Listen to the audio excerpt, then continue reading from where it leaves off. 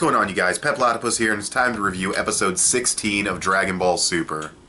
So this episode of Dragon Ball Super was another downtime episode, but not quite as fillerish as the previous episode. Even though I thought the last episode was funny, it really didn't have any progression, it was just a wind down, kind of a downtime comedic episode.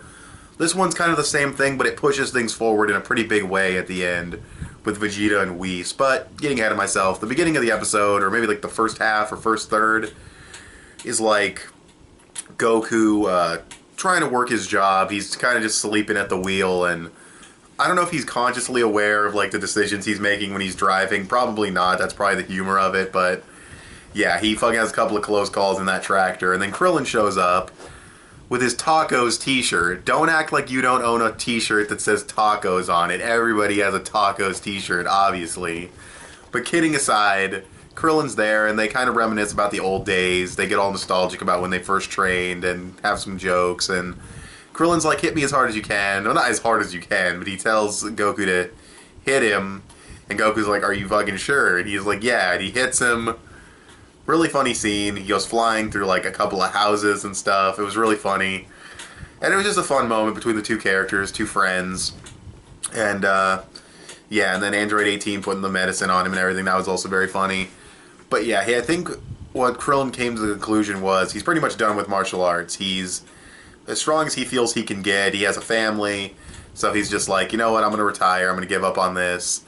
And as we know in the Resurrection of Frieza movie, and based on the preview for the next episode, he becomes a cop. So it's nice to see Krillin's character moving forward and getting characterization and going somewhere in the story.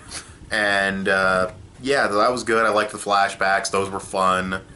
Trip down memory lane and all that. And yeah, that first part of the episode was really enjoyable. The second part of the episode with Bulma taking Whis out to get food and everything got some pretty strong Toriko vibes. Which is funny because Whis' English voice actor in the Funimation dub is the same guy who plays the English voice for Toriko. But yeah, so he's like eating the food and he's like, oh my god, it's so delicious, and he like describes it and he makes the faces. You know, it's pretty entertaining, it's pretty funny.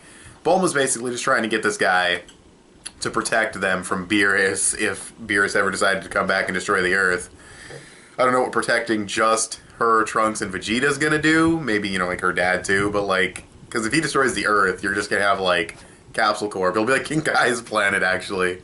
That'd be funny. That'll never happen, but that'd be kind of funny. So, yeah, Vegeta ends up catching wind of this, and he's like, alright, whoa.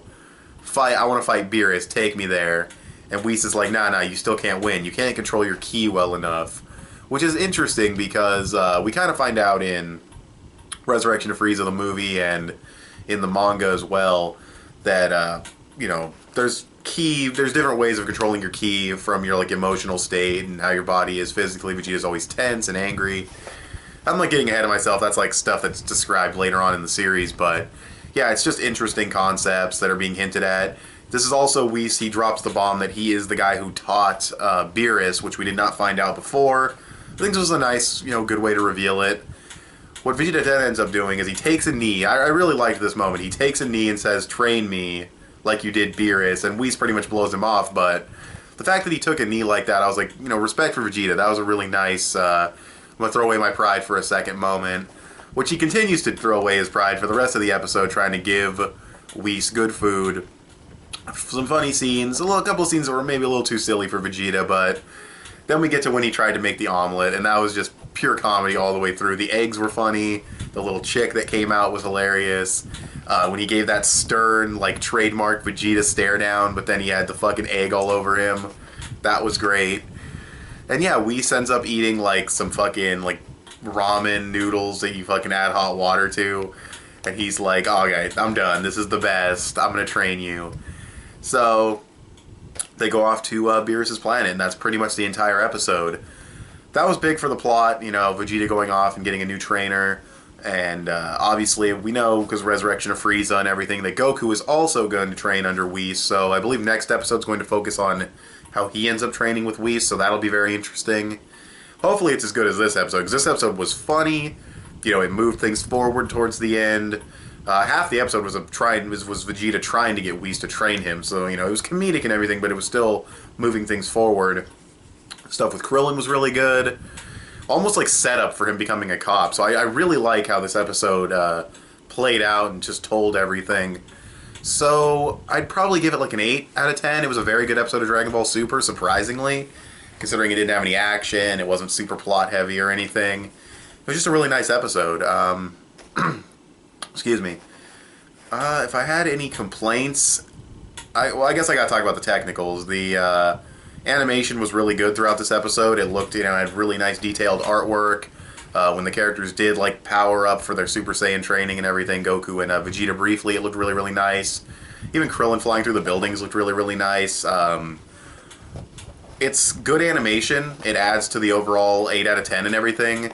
I do have to fucking bitch a little bit that we get this really good animation here when we could have had these animators work on a previous Goku vs. Beerus episode. I know that this stuff is easier to do than fighting, but still, some of Goku vs. Beerus was like, really? Like, you couldn't get these guys to do it? But whatever. We'll see what happens later on in the fights. Maybe the animation will get upped, just as the series progresses, just because they're getting past the stuff they've already done. And they'll be able to animate new stuff with better animation. Hopefully that's the case. But yeah, we still got to get the Resurrection of Frieza.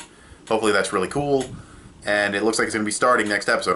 Pan is born, all the characters are in their Resurrection of Frieza outfits and everything, so cannot wait for that.